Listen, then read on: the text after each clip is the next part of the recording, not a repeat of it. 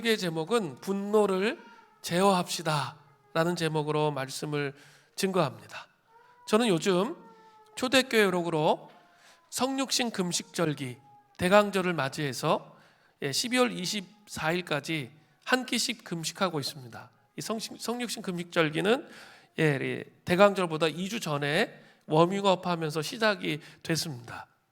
특별히 이번 절기에 하나님께서 저에게 말을 걸어오시는 것이 바로 이 분노의 문제입니다. 사실 살아가면서 분노하지 않는 삶을 살아가는 것은 불가능합니다. 또한 의로운 분노도 있잖아요.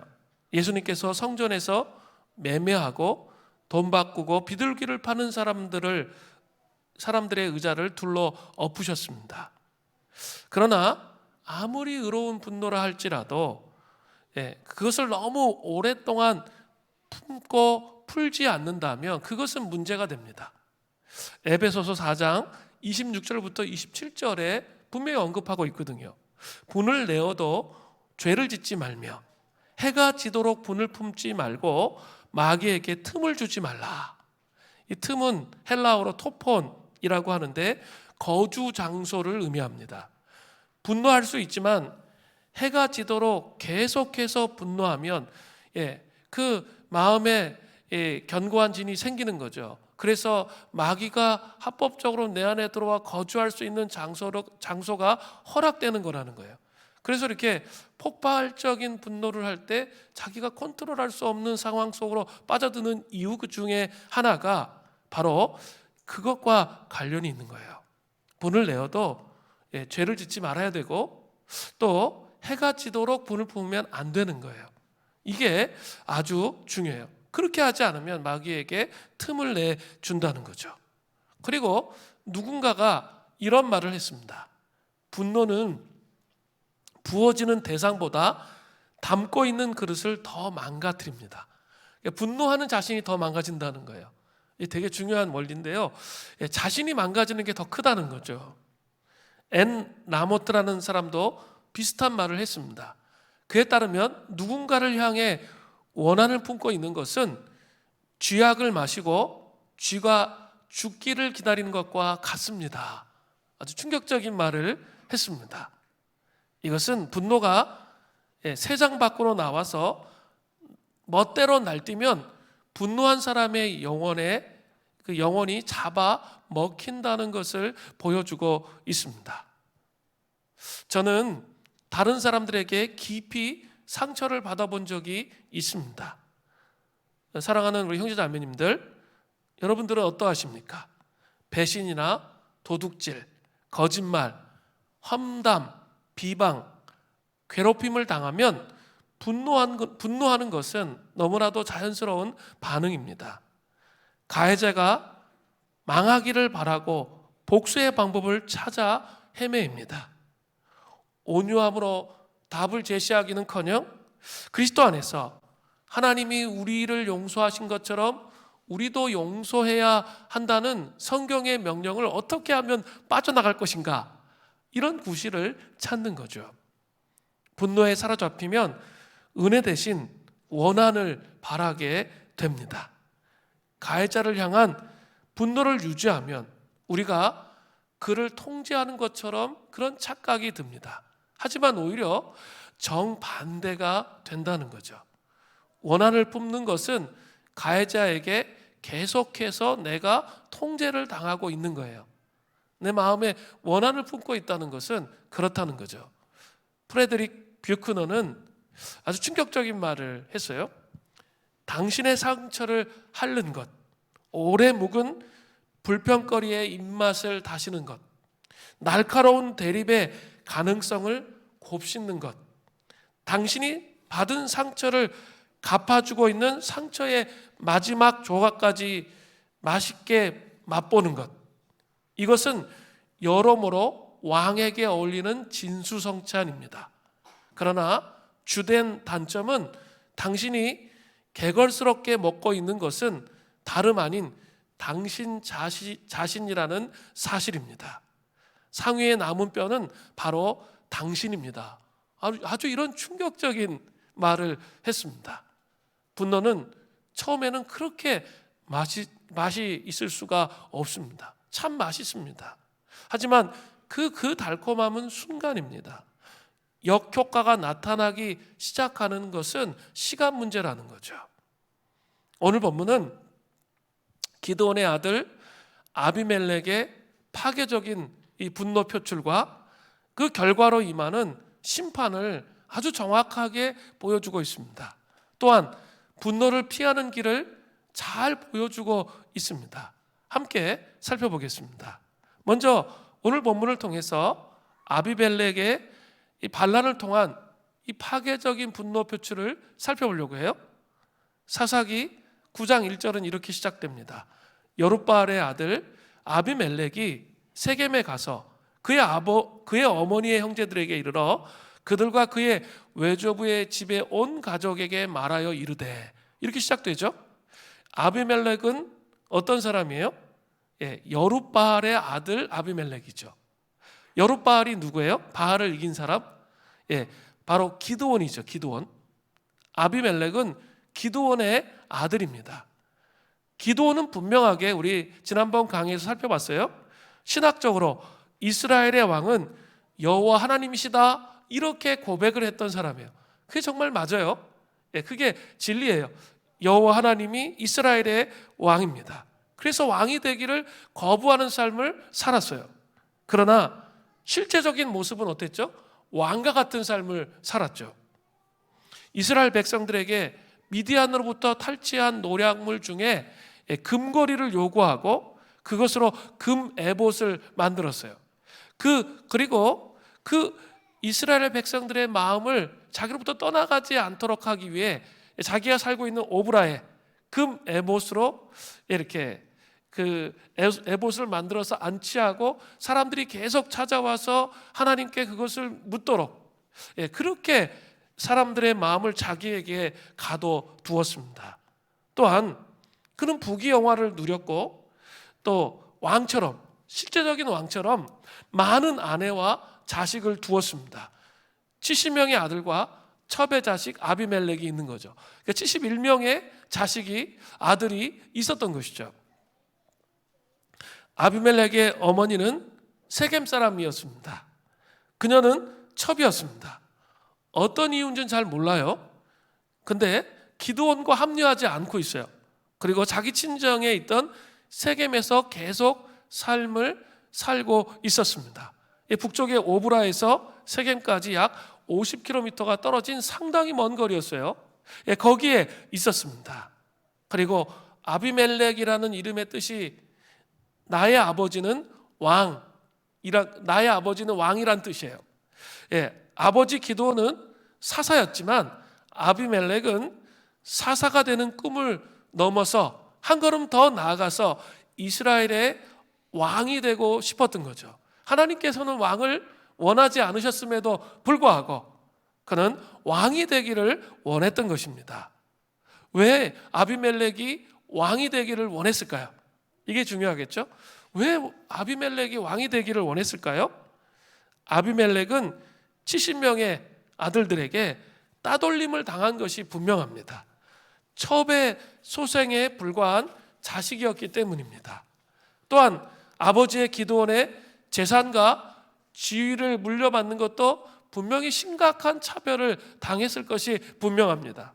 우리나라 소설 홍길동전을 보면 서자로서 당하는 아주 깊은 고통이 있잖아요. 아버지를 아버지로 부를 수도 없고 뭐 여러 가지 이 고통이 있는데 그런 고통이 있었던 것이죠. 그러니까 아비멜렉은 어려서부터 심각한 억울함의 정서가 마음속에 있었죠. 그리고 이 분노를 제대로 표출하지 못하면서 분노가 마음속에 점점 증폭되는 그런 삶을 살고 있었습니다. 그러다가 어떤 시점이 딱 되니까 이제 분노를 밖으로 표출하기 시작하는 거예요.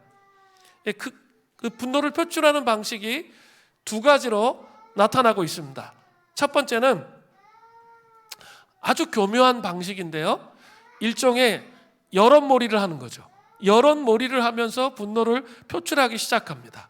어머니의 고향 세겜 땅에서 퍼뜨리도록 하는 거죠. 사사기 9장 2절을 보세요. 청하노니 너희는 세겜의 모든 사람들의 귀에 말하라. 귓속말로 속삭여라 이런 뜻이에요. 소문을 내라는 거죠. 조용히 소문을 내라는 거예요. 여룻바알의 아들 70명이 다 너희를 다스림과 한 사람이 너희를 다스림이 어느 것이 나으냐? 또 나는 너희의 골육임을 기억하라 하니. 아주 교묘하게 말을 해요. 아주 객관적으로 말을 해요. 맞죠? 70명이 다스리는 것보다 한 명이 다스리는 게 훨씬 더 낫잖아요.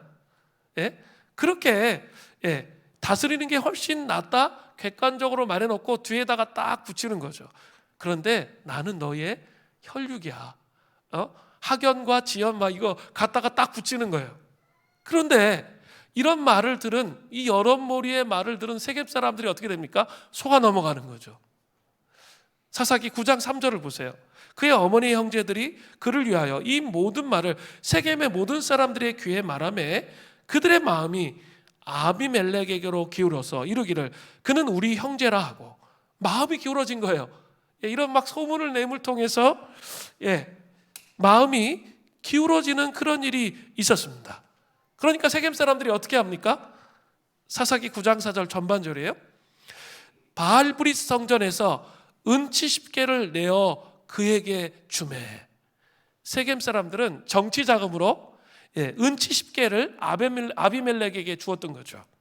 그런데 그 자금이 어디서 나왔느냐가 대단히 중요해요. 바알브릿 성전입니다.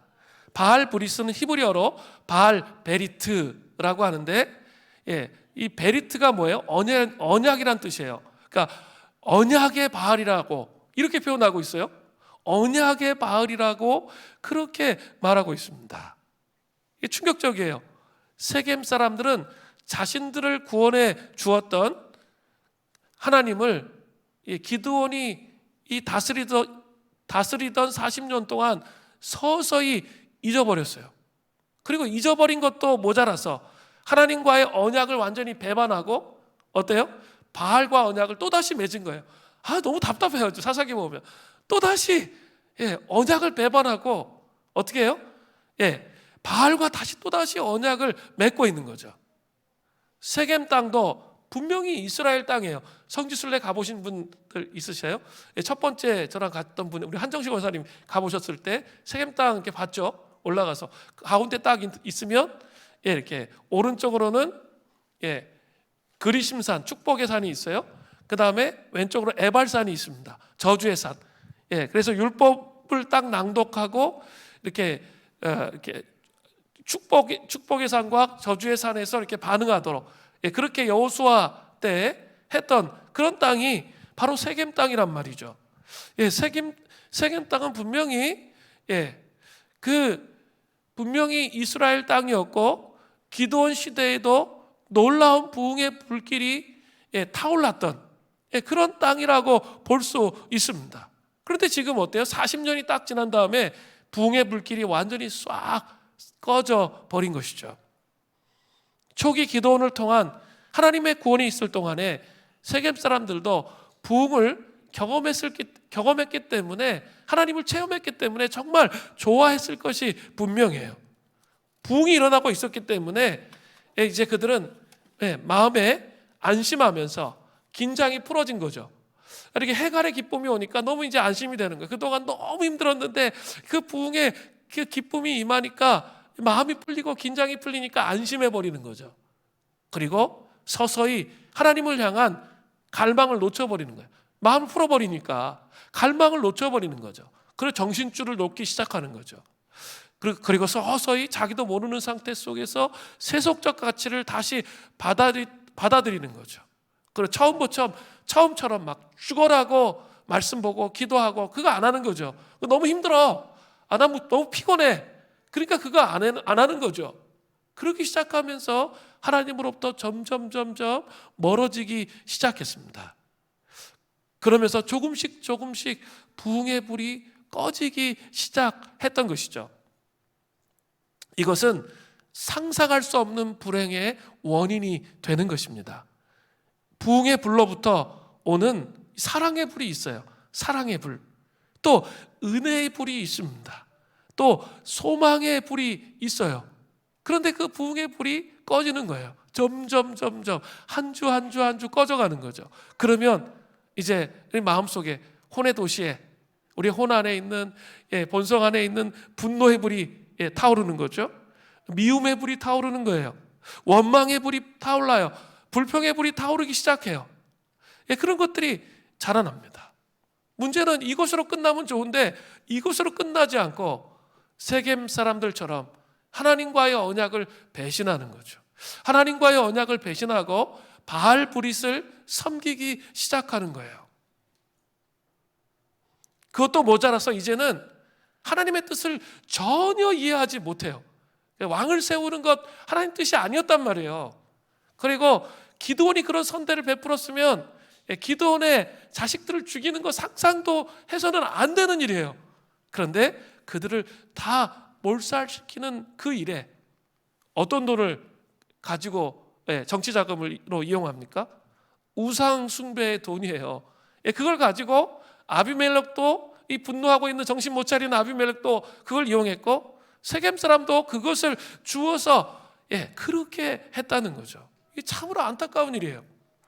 굳은 마음에 할례를 행해서 날마다 이 굳어있는 마음에 할례를 행해서 새 마음을 받지 못하면 이런 결과들이 우리에게 온다는 거예요. 이 복음의 이 메시지들 있죠. 성육신, 또 십자가의 죽으심, 그리고 예수님의 부활, 승천, 그리고 성령의 강림, 예수님의 재림, 이 복음의 전체 메시지를 초대교회 때는 뭐라고 얘기했냐면 신비라고 말했어요. 그 왜 신비냐면 그냥 이렇게 논리적으로 알아요. 논리적으로 아는 것은 있죠. 변화가 일어나지 않아요. 그죠? 여러분, 예수님이 나의 죄를 위해서 십자가에 죽으셨다. 원데이, 투데이 들으셨어요? 알잖아요. 근데 그것이 나를 바꿔요? 나의 속사람에 어떤 변화가 일어나도록 그렇게 하냐라는 거예요. 그렇게 하지 못한다면 아직 신비를 모르는 거예요. 그 신비를 알기 위해서 초대교회 성도들은 어때요? 금식하며 말씀 보며 씨름하는 거예요.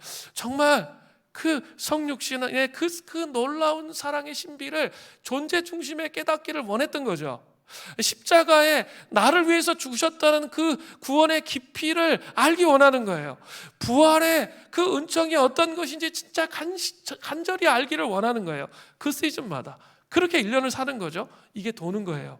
그러면서 복음을 깊이 이해할 수 있게 되는 거죠. 머리가 아니라 가슴으로. 그게 뭐예요? 신비란 말이에요.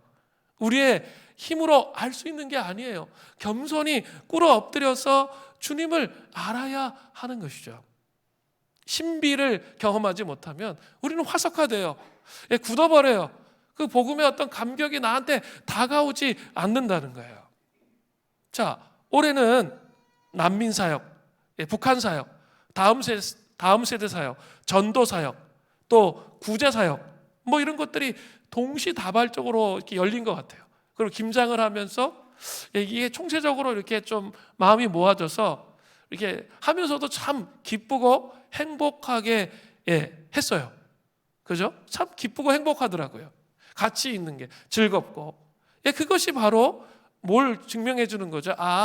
지금은 우리가 부흥의 시발점과 이 공동체가 흐름을 탔다라고 말할 수 있어요.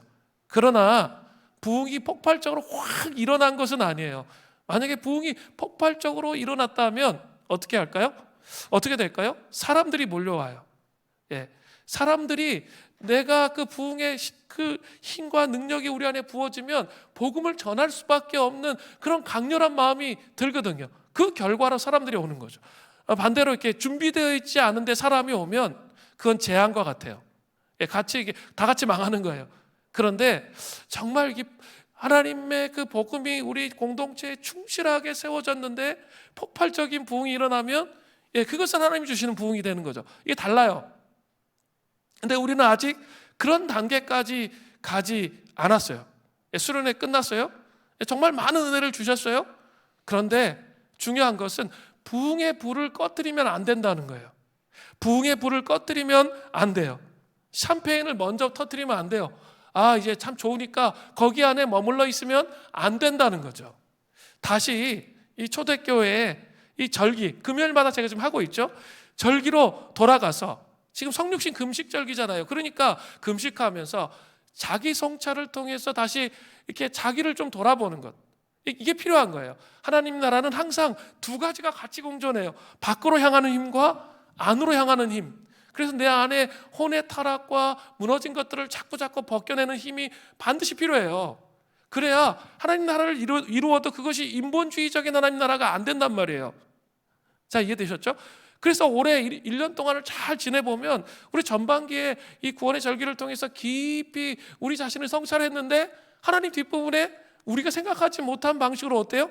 하나님께서 문을 열어가시잖아요. 풍요롭게 하나님께서 채워주시잖아요.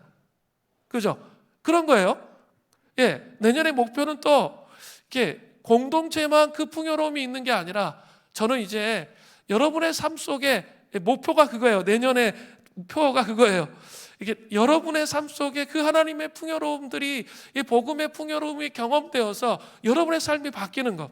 공동체만 풍요로운 게 아니라 이렇게 뭐 일을 하자 그러면 쫙 모이고 너무 행복하잖아요.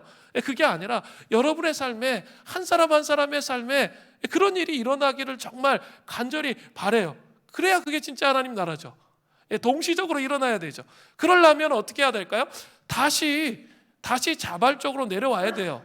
그래서 자기를 성찰하고 자기를 씨름하는 이 절기들을 도는 것이 필요한 거죠. 그러다 보면 또다시 하나님께서 그런 기름 부으심을 부어주셔서 더 깊이 들어갈 수 있게 된다는 거죠.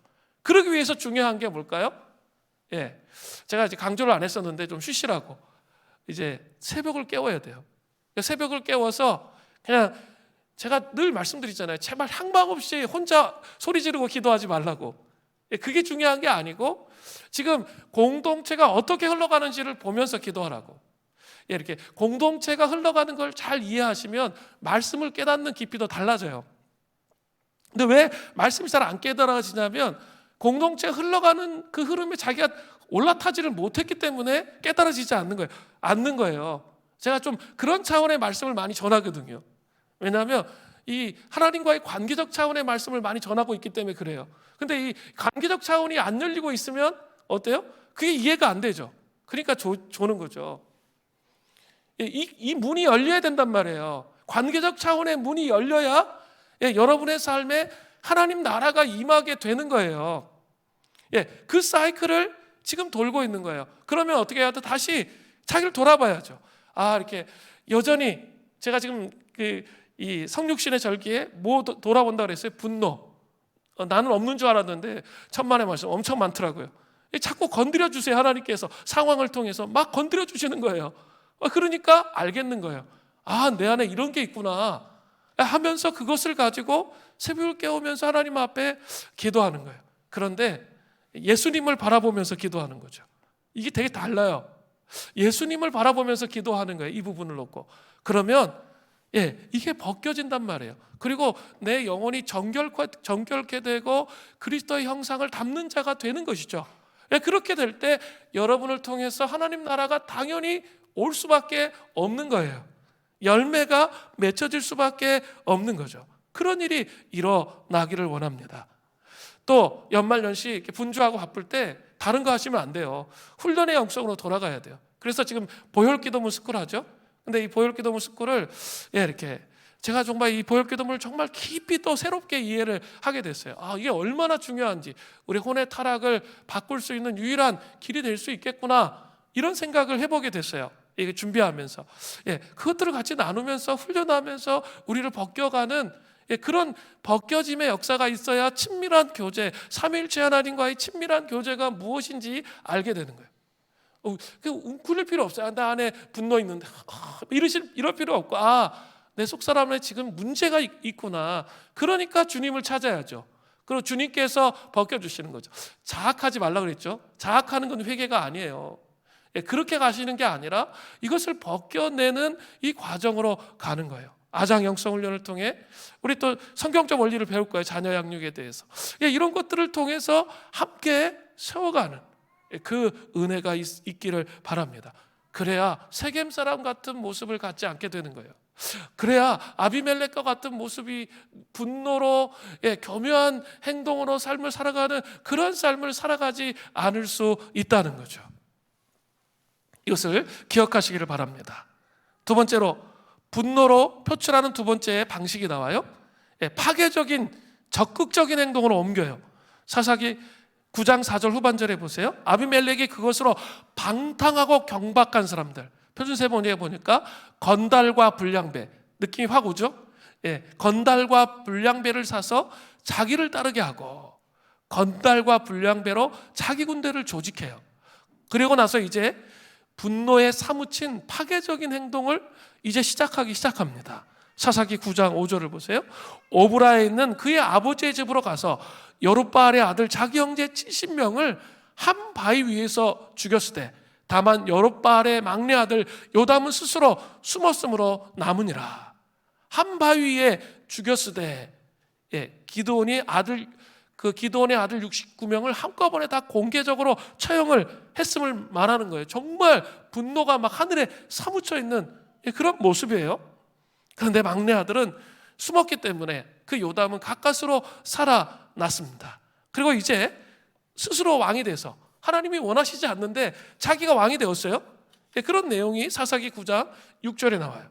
세겜의 모든 사람과 밀로 모든 족속이, 밀로 모든 족속은 세겜 망대에 있는 사람들이에요. 사람들과 밀로 모든 족속이 모여서 세겜에 있는 상수리 나무 기둥 곁에서 아비멜렉을 왕으로 삼으니라. 아비멜렉은 하나님의 뜻에 대해서 전혀 관심이 없어요. 자신이 당한 억울함을 바라보면서 분노를 표출하고 그 분노를 표출해서 폭력적이고 파괴적인 행동으로 권력을 잡았다는 것이죠. 로버트 머리 맥체인 성경일기표 이런 거 아시죠? 이거 만드신 분이 이렇게 말했어요. 자신을 한 번 볼 때마다 그리스도를 10번 보아야 합니다. 자신을 한 번 볼 때마다 그리스도를 10번 보아야 한다라고 말했어요. 자, 지금 성육신 금식절기라고 그랬죠? 이 성육신 금식절기의 포인트는 우리를 위해서 하나님이신 예수 그리스도께서 육신을 입고 우리 가운데 오신 그 자신을 비우신 그 사랑, 이걸 묵상하는 시간이에요. 그 사랑, 우리를 신이신데 창조된 피조물인 그 인간에 불과한 우리의 죄를 위해서 기꺼이 연약한 아기의 몸을 입고 이 땅에 오신 그 사랑, 이거를 깊이 묵상하는 시간이에요. 이 묵상을 위해서 금식하는 거예요. 이 묵상을 위해서 복음서를 깊게 읽는 거예요. 읽을 때, 묵상할 때 그 하나님의 신비가 내 마음속에 들어오는 거죠. 그러면 어떻게 되죠? 그 사랑 속에 잠기면 분노의 감정을 창조적으로 해결할 수 있게 되는 거예요. 그러니까 자기의 문제 한 번 보고 이 사랑에 대한 묵상 10번 하는 거예요. 그러면서 이 문제들을 풀어가는 그런 은총이 있어야 된다는 거예요. 또 우리 그 비폭력 무저항 이렇게 운동을 했던 흑인 인권가 목사님이 계시죠? 마틴 루터 킹. 그분은 평화로운 저항으로 불의에 맞서는 행동 이면을 이렇게 말합니다. 이렇게 말해요. 폭력에 맞서 폭력으로 돌아가면 폭력만 증폭시키고 그렇지 않아도 별이 없는 밤에 더 깊은 어둠을 더할 뿐입니다. 더 침울하다는 거예요. 어둠은 어둠을 몰아낼 수가 없어요. 분명히 아셔야 돼요. 어둠은 어둠을 몰아낼 수가 없습니다. 오직 빛만 그렇게 할 수 있습니다. 미움은 미움을 몰아낼 수가 없어요. 오직 사랑만 그렇게 할 수 있다라고 이 마틴 루터 킹 목사님이 그 분노의 함성이 울려 퍼지는 저항하는 그 과정 가운데 이렇게 말씀하셨다는 거죠. 너무 심오한 말씀이에요. 이것이 분노를 제어하고 깨뜨릴 수 있는 사랑의 힘이에요. 사랑의 힘이 이기는 거지 분노가 이기는 것이 아니라는 거예요. 분노는 제어되어져야 한다는 거죠. 자, 이제 좀 더 나가 보겠습니다. 아비멜렉이 분노를 표출해서 형제들을 죽이는데 극적으로 도망친 사람이 있죠. 그게 막내 요담입니다. 요담은 세겜 땅 앞에 있는 그리심산, 축복의 산이죠. 거기 위에 서서 세겜 사람들에게 나무 우화를 말하면서 세겜 사람들이 아비멜렉을 지지하는 것이 얼마나 어리석은 일인지 풍자하고 있습니다. 이 우화라는 것은 동물이나 식물, 심지어는 무생물을 인간적인 동기나 열정을 지닌 존재로 만드는 거죠. 그래서 도덕적 명제나 인간의 행동 원리를 예증으로 짧게 교훈을 주는 이야기, 이게 우화예요. 그 유명한 우화가 뭐죠? 이솝 우화. 그래서 동물들이 막 말하잖아요. 얘기하고. 그렇게 하면서 사람들에게 이렇게 깨달음을 주는 게 우화인데, 그 우화의 이야기가 오늘 본문에 나와요. 나무 우화라고 제목을 붙일 수 있는데, 그 나무 우화에는 감람나무, 포도나무, 무화과나무, 가시나무가 나와요. 먼저 나무들이 감람나무에게 왕이 되어달라고 그렇게 말해요. 감람나무는 올리브나무예요. 올리브나무. 올리브나무는 이스라엘 지역에서 아주 대표적인 유실수예요. 올리브 먹어보셨죠? 자, 사진을 좀 보여주세요. 올리브나무는 이스라엘 어디를 가든지 어디든지 다 있어요. 또 보여주세요. 이런 나무가 올리브나무예요. 또 보여주세요. 이런 나무. 자, 보셨죠? 자, 이런 나무가 감람나무, 올리브나무인데, 그 감람나무가 뭐라고 답변합니까? 사사기 9장 9절에 보니까 감람나무가 그들에게 이르되 내게 있는 나무 기름은 하나님과 사람을 영화롭게 하나니 내가 어찌 그것을 버리고 가서 나무들 위에 우쭐대리오 한지라. 자, 감람나무는 자신에게 있는 기름은 하나님과 사람을 영화롭게 한다고 말하고 있습니다. 감람나무 기름은 하나님을 영화롭게 합니다. 하나님께 소제를 드릴 때 사용됩니다. 소제를 드릴 때 사용됩니다. 레위기 2장 1절부터 2절에 나와요. 또 성막과 지성물을 위해 이 감람유를 바르는 거죠. 그래서 구별할 때 사용됩니다. 또 성막에 등불을 켤 때 사용되는 게 감람유예요. 그러니까 하나님을 영화롭게 하는 거죠. 또 감람나무 기름은 사람을 또 영화롭게 합니다. 왕과 제사장, 선지자들을 세울 때 사용되었던 기름이 감람유예요. 그러니까 사람을 영화롭게 하죠. 또 감람유는 사람들의 치료약품으로 사용되기도 합니다. 감람나무는 권력을 갖는 왕이 되는 것도 좋지만 자신은 하나님께서 주신 사명에 이 집중된 삶을 살기 원한다고 지금 고백하고 있는 겁니다. 우쭐대는 삶 난 살고 싶지 않아. 하나님을 기쁘시게 하고 사람을 영화롭게 하는, 나는 기름을 내는 그런 삶을 살고 싶다고 말하는 거죠. 두 번째 나무는 이제 무화과 나무입니다. 나무들이 이제 무화과 나무에게 달려갔어요. 그리고 왕이 되어달라고 합니다. 무화과 나무도 열매를 맺는 고대 근동의 대표적인 유실수입니다. 보여주세요. 이 나무 보이시죠?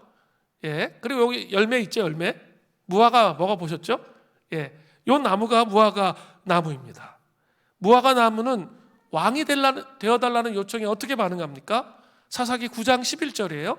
무화과 나무가 그들에게 이르되 나의 단 것과 나의 아름다운 열매를 내가 어찌 버리고 가서 나무들 위에 우쭐대리요. 그렇게 고백해요. 무화과 나무의 열매는 설탕이 없었던 고대에 당분을 제공하는 그런 역할을 했습니다. 또한 열매가 크고 그 속이 꽉 차서 식용을 했던 거죠. 그리고 선물용으로 많이 사용되었습니다. 무화과 나무 역시 하나님이 주신 사명에 충실하는 삶을 위해서 왕이 되어 권력을 쥐는 그 일을 포기한다고 말했습니다. 세 번째 나무에게 말하죠. 나무들이 포도나무에게 왕이 되어달라고 한 거죠. 포도나무도 고대 근동에서는 없어서는 안 되는 나무죠. 포도 열매가 매우 중요했기 때문이죠. 포도주를 만들 수 있잖아요. 나무들을 좀 보여주시죠. 또 보여주십시오. 포도나무도 반응을 이렇게 하는 거죠. 사사기 9장 13절, 포도나무가 그들에게 이르되 하나님과 사람을 기쁘게 하는 내 포도주를 내가 어찌 버리고 가서 나무를 위해 우쭐대리오 한지라. 포도나무는 포도주를 만들 수 있잖아요. 포도주는 이 하나님께 번제를 드릴 때 사용됐단 말이에요. 그래서 하나님을 기쁘시게 합니다. 또한 사람들이 잔치를 벌일 때 흥을 돋구기 위해서 포도주를 사용하잖아요. 또 사막 지형이었기 때문에 목마름을 위해서 이 포도주를 먹었단 말이죠. 그러니까 해갈의 기쁨을 주었던 거죠. 포도주는 생명의 기쁨을 주는 그런 거였습니다. 그렇기 때문에 포도나무도 왕의 자리보다 하나님의 나에게 주신 본질적 사명에 집중하며 살기를 원한다라고 고백하는 것이죠. 하나님이 주신 사명에 충실한 삶을 살기를 갈망하면 분노를 제어하는 삶을 살아갈 수가 있습니다. 분노가 사명 완수의 삶이 아니라 무리수를 두는 인생을 살도록 그렇게 우리를 인도해요. 이 분노하면 어때요? 이성적인 하나님께서 우리에게 주신 계명과 법칙 이런 게 상관없어요. 자기의 마음이 더 중요해. 그래서 막 극단적인 반응을 하고 나중에 와서 후회하잖아요. 그죠? 특별히 리더가 되고 사역자가 되는데도 아직도 그런 방향 가운데 머물고 있다면 이것이 문제가 심각한 거예요. 자기 입에서 아무리 분노가 나와도 해야 할 말이 있고 하지 말아야 할 말이 있는데 이렇게 분노를 컨트롤하지 못해서 해야 하지 못할 그 말을 할 수가 있다는 거죠. 그러니까 이 분노는 언제 올라와요?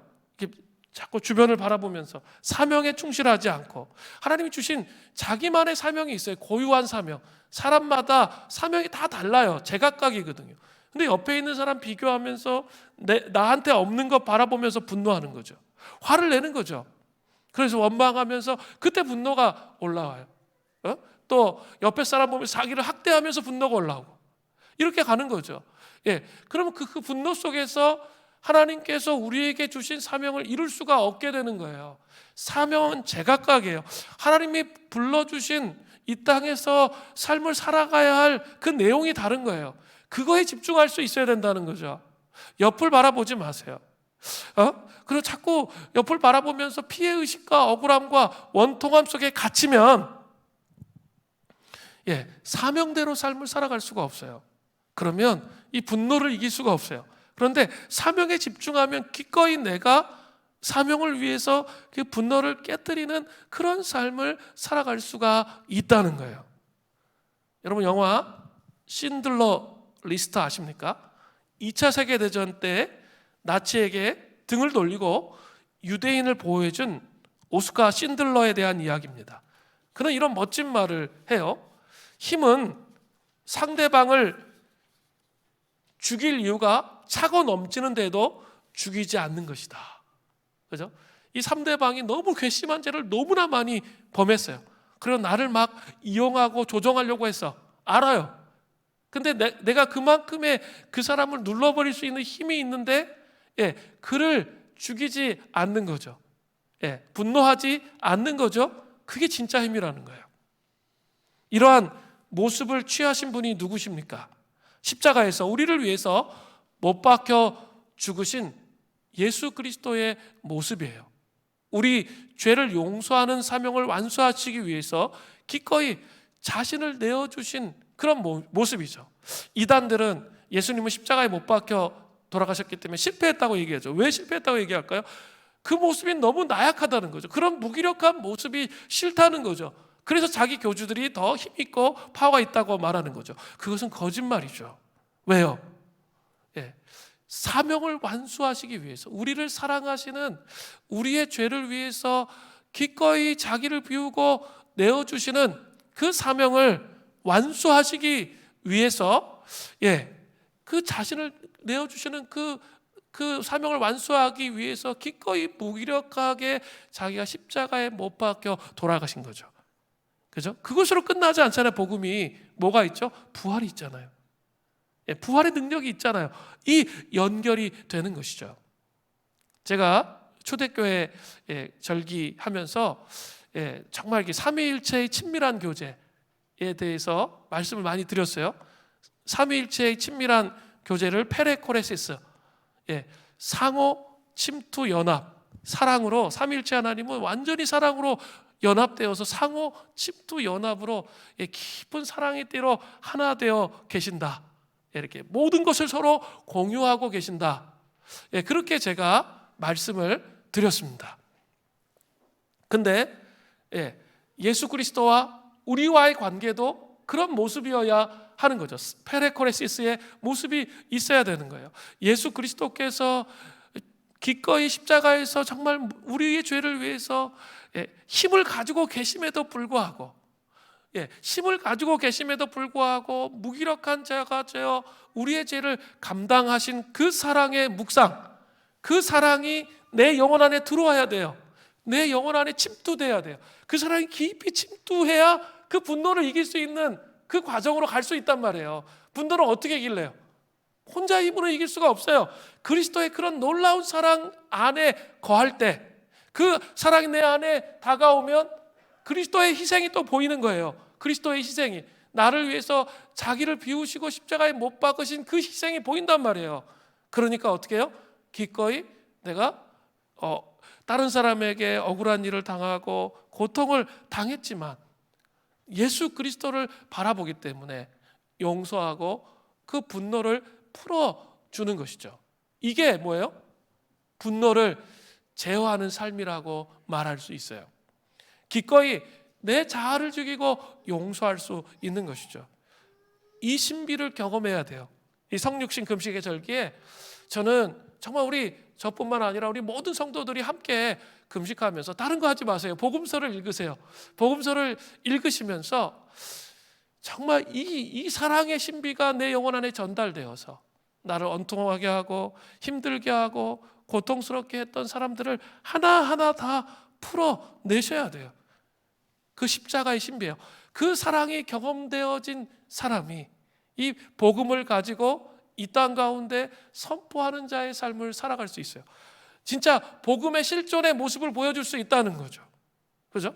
용서할 수 있고요, 사랑할 수 있게 되는 거예요. 아직도 혼의 도시 안에, 속사람의 혼의 도시 안에, 옛사람의 혼의 도시 안에 용서하지 못하고 얽히고 설켜 있는 이 매듭들을 벗겨내어야 한다는 거죠. 마음의 이 분노들을 벗겨내야 하는 것입니다. 그 은혜가 우리에게 있기를 바랍니다. 이제 네 번째로 나무들이 가시나무에게 왕이 되어달라고 요청했습니다. 가시나무는 어떤 나무입니까? 사진을 보여주시죠. 이게 가시나무죠. 또 한 장 더. 이게 가시나무예요. 자, 가시나무는 감람나무처럼 좋은 기름을 내지 못합니다.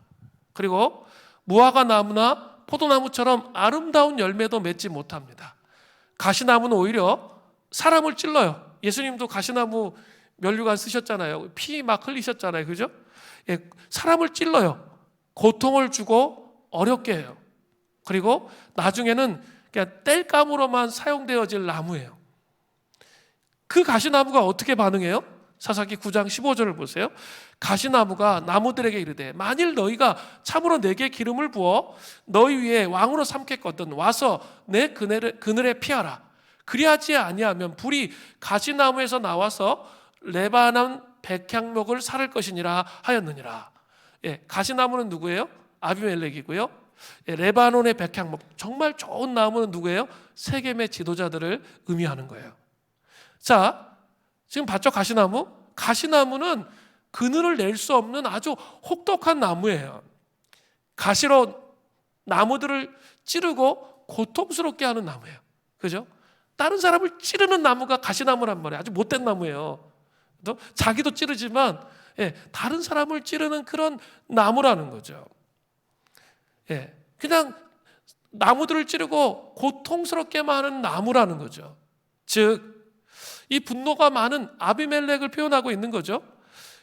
그 사람들을 찌르고 있는 분노를 말하는 거예요. 그런데 지금 뭐래요? 자기 그늘에 와서 쉬라 그러잖아요. 자신의 실체를 속이는 거죠. 그리고 그 위에 군림하려고 하는 거예요. 분노로 군림하려고 하는 거죠. 그럼 만약에 세겜 사람들, 레바논 백향목들, 니네 좋은 나무인 거 아는데 니 까불어? 내 말 안 들어? 협박하는 거죠. 협박하면서 너희 다 불살라 죽일 거야? 이렇게 말하는 거죠. 분노를 제어하지 못하는 모습을 이 우화 속에 잘 담고 있습니다.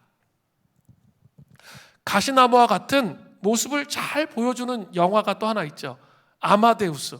여러분 보셨어요? 아주 오래된 영화인데 살리에르와 궁중 악장이었던 살리에르와 천재였던 볼프강 아마데우스 모차르트에 대한 이야기죠. 그 살리에르는 성공을 위해서 목숨을 걸었어요. 그래가지고 이렇게 막 어렵게 성공해가지고 궁중악장 자리까지 올라갔는데 모차르트는 이거 한량이야. 그리고 완전히 한량에다가 막 그냥 주색 잡기에 능하고 막 그런데 그냥 한 번에 딱 작곡을 하면 그 곡이 거의 천재적인 거예요. 그리고 이제 어느 날 같이 있는데 이렇게 모차르트가 아주 모멸감을 준 거예요. 뭐 이렇게 자기가 작곡한 내용에 대해서 피아노를 쾅쾅쾅 막 치면서 무시하는 그 느낌을 받은 거죠. 만민의 그래서 웃음거리로 전락해 버립니다. 살리에르는 자신이 모차르트와 다르다는 사실을 받아들이지 못하고 하나님께 분노를 쏟아놓으며 비방합니다. 이제부터 하나님께 말하는 거, 당신과 나는 적이요. 당신이 교만하고 음탕하고 철없는 꼬마를 도구로 선택하고 내게는 당신의 화신을 알아볼 능력을 주었으니까 당신은 불공평하오. 당신은 부당하오. 불친절한 신과는 다시는 상종하지 않겠소. 맹세하오. 당신의 피조물을 최대한 방해하고 괴롭히겠소. 당신의 화신을 망가뜨리겠소. 뭐 이런 내용이 나와요. 살레르가 망가뜨린 것은 결국 모차르트만 망가뜨린 게 아니에요. 자기 자신을 망가뜨린 거죠. 분노로 인해서 자신이 완전히 파괴된 거예요. 천재가 또 갖고 있는 어떤 독특성이 있을 수 있지만 또 하나님께서 살레르에게 주었던 또 독특성이 있을 수 있어요. 그걸 찾고 발견하면서 그 사명을 따라 살아야 되는데 자기가 없는 것들을 보면서 어떻게 하는 거죠? 분노하는 것이죠. 성경 안에 요셉은 형제로부터 버림받았어요. 그래서 그 거절감 때문에 자신을 망가뜨리고 분노하는 삶을 살아갈 수 있기에 충분한 사람이었습니다. 그러나 그는 그렇게 하지 않았습니다. 그는 오히려 하나님의 분노의 고통을 하나님 앞에 자신의 분노의 고통을 하나님께 다 맡겨드렸습니다. 그래서 그가 결국은 17살에 꿈을 꿨는데 그 꿈이 30살에 이루어지죠. 애굽의 총리 대신이 되잖아요. 아주 높은 자리에 올라가게 됩니다. 그런데 그 애굽의 총리 대신 되었을 때 그가 분노를 처리하지 못해서 그 형제들에게 복수하고 분노를 갚기 위해서 뭐 그 자기의 권력을 다 사용했습니까? 아닙니다. 그는 그 애굽의 높은 총리 대신이 되었던 그 자리를 그런 식으로 사용하지 않았습니다. 오히려 온 땅에 기근이 임할 것이기 때문에 이 온 땅의 사람들을 구원하는 그런 일들을 위해서 정말 분주하게 뛰어다니며 섬기며 창고를 지으며 준비하는, 기근을 준비하는 그런 삶을 살았다는 거죠. 그래서 그 열방의 많은 사람들을 구원해내는 놀라운 역사를 이루었습니다. 그러나 아비멜렉은 자신의 성공을 분노로 다 같이 파멸시키는 도구로 사용했다는 거죠. 우리는 여기서 깊이 우리의 분노를 제어하는 그런 삶을 살아야 함을 깨닫게 되는 것이죠. 이제 요담이 우화 이후에 아비멜렉을 비판하고 저주하는 모습을 살펴보면서 분노의 결과로 임하는 심판을 좀 살펴보겠습니다. 먼저 요담은 세겜 사람들을 아주 강력하게 이 우와 다음에 비판합니다. 사사기 9장 16절부터 18절에는 너희들을 미디안 손에서 구원해준 기드온 집안을 선대하는 것이 정말 만냐라는 거예요. 어떻게 모든 사람을 그 아들을 다 죽일 수 있냐라는 거죠. 그러면서 그것은 선대하는 것이 아니라고 비판을 합니다. 그리고 나서 이제 아비멜렉과 세겜 사람들을 저주합니다. 사사기 9장 19절부터 20절이에요. 그렇지 아니하면 아비멜렉에게서 불이 나와서 세겜 사람들과 밀로의 집을 살을 것이요 세겜 사람들과 밀로의 집에서도 불이 나와서 아비멜렉을 살을 것이니라. 결국 아비멜렉이 어떻게 됩니까? 사사기 다음 주에 살펴볼 건데 9장 53절부터 54절에 보면 아주 비참한 최후를 맞이합니다. 전쟁에 나가서 한 여인이 성 위에서 맷돌을 던졌는데 그 맷돌이 머리에 맞았어요. 그래서 두개골이 깨졌습니다. 너무 전쟁에 나가서 여자한테 맷돌 맞아 죽었다 너무 쪽팔리잖아요. 그래가지고 옆에 자기가 무기 든 사람에게 자기를 죽이라고 해서 죽습니다. 그런 비참한 최후를 맞이하는 내용이 나와요. 사사기 9장에. 분노의 삶을 살아가면 결국 파괴적인 행동으로 상대방에게 고통을 주는 삶이 되기도 하지만 결국 가장 먼저는 자신에게 심판이 임하는 삶이 된다는 거예요. 제가 서론에 얘기했던 것처럼 자신에게 심판이 임한다는 거예요. 준 헌트 목사의 성경적 상담의 열쇠원을 보니까 세 가지 영역에서 이 분노의 증상들이 나타나요. 그 분노의 증상이 우리의 삶 속에 나타난다는 것은 이미 내가 심판을 받고 있다는 것을 보여주고 있는 거예요. 이 분노로 말미암아 내가 심판을 받고 있다는 거예요. 세 가지 영역을 설명하는데 첫 번째는 신체적인 증상이에요. 두통, 고혈압, 심장질환, 위장병, 불면증, 폭식 이런 현상들이 신체적으로 나타나는 거죠. 분노를 통해서. 두 번째는 감정적 증상이에요. 강박, 충동, 공포, 걱정, 염려, 불안, 우울증, 두려움, 거절감 이런 것들이 영적 증상, 감정적 증상으로 나타난다는 거예요. 가장 큰 문제는 영적 증상이라는 거예요. 이렇게 영적 증상을 여러 가지로 설명해요. 첫 번째는 관점을 상실한다는 거예요. 감정이 생각을 왜곡시키는 거죠. 생각으로 감정을 컨트롤해야 되는데 감정이 생각을 왜곡시킨다는 거죠. 그러니까 하나님의 관점을 갖기가 어려운 거예요. 관점이 상실되는 영적 증상이 있다는 거예요. 두 번째는 비전을 상실해요. 삶의 목적을 상실하게 되죠. 내가 분노하고 폭발적인 관계를 깨뜨리면 좌절이 되잖아요. 그러면서 이렇게 내가 하나님 나라를 위해서 사람을 섬기며 살아야 되는데 못 산다는 거죠. 오히려 그것 때문에 비전을 상실하게 된다는 거죠. 세 번째는 자유의 상실이에요. 환경 속에 갇힌 죄수. 그러니까 그 안에 계속 쳇바퀴가 도는 거죠. 그래서 이렇게 하나님께서 주시고자 하시는 더 큰 그림을 볼 수가 없게 되는 거예요. 그 속에 갇히게 되는 거죠. 네 번째는 확신의 상실입니다. 난간을 부딪히면 불안함을 느낀다는 거죠. 불안함을. 확신할 수가 없어요. 확신할 수가 없어. 왜냐하면 감각이 분노로 인해서 마비되어 있기 때문에 이렇게 하나님이 이 난간을 이렇게 부딪혔을 때 나와 함께 하신다는 그 느낌을 경험하기가 어려운 거죠. 그래서 확신이 상실돼요. 더 큰 문제는 다섯 번째, 믿음이 상실돼. 하나님께서 우리의 심령 속에 역사하고 계신다는 사실을 믿지 못하는 거예요. 이게 마비되어 있으니까 하나님께서 이렇게 나와 함께 한다는 게 전혀 느껴지지가 않는 거죠. 믿음의 상실을 가져온다는 거죠. 그리고 또 여섯 번째, 감각의 상실을 가져오는 거죠. 성령님께서 우리의 심령에 말씀하시는 말을 들을 수가 없게 되는 거예요. 이게 다 분노는 마비를 가져오기 때문에 그런 거예요. 성령님께서 우리에게 말씀하시는 것을 들을 수가 없어요.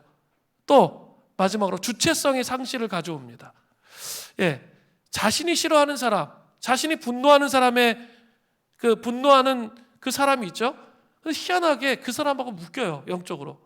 그래서 내가 그 사람처럼 닮아가요. 나는 진짜 그 사람처럼 살기 쉽지 않은데 내 안에 그 사람의 모습이 나타난다는 거죠. 그러면서 어때요? 하나님께서 창조하신 자신, 본인의 모습이 있어요. 그 주체성을 가지고 살아야 되는데, 자기로서 살아야 되는데 못 사는 거예요.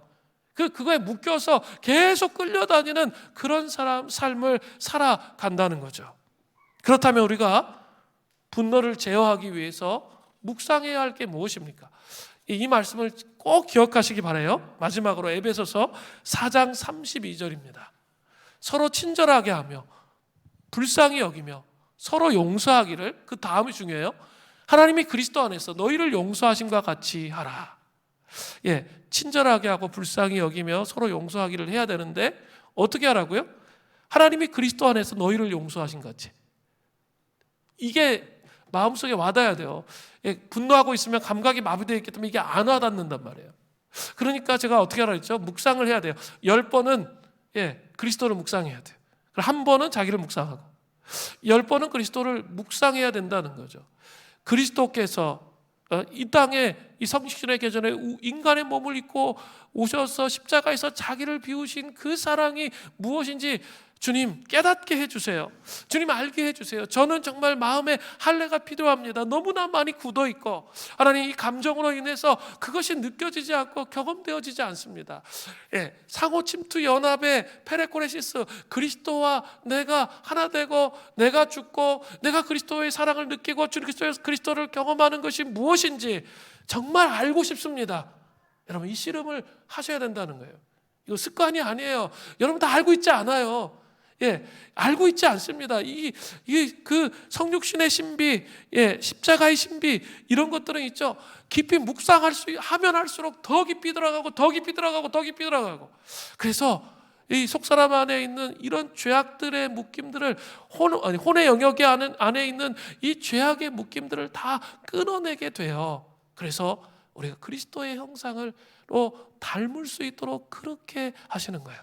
그리고 기꺼이 예수님 때문에 용서할 수 있게 되는 거죠. 그죠? 그런 씨름이 없으면 용서하는 거 불가능합니다. 본전 생각이 나는데 내가 억울하고 원통한데 당한 게 얼만데 용서가 가능해요? 여러분 가능하지가 않아요. 그리스도의 그 놀라운 십자가의 은총과 하나님이 인간의 몸을 입고 오신 예수 그리스도의 성육신의 신비가 내 영혼 안에 씨름 속에 새겨질 때 그때 분노가 제어되는 것입니다. 그 은총이 있기를 바랍니다. 너무 그냥 단기적으로 생각하지 마시고 이 씨름 속에서 풀어가시는 은혜가 있기를 바랍니다. 자, 이제 찬양하겠습니다. 우리 이 찬양 같이 부르면 좋겠습니다. 주 나의 왕.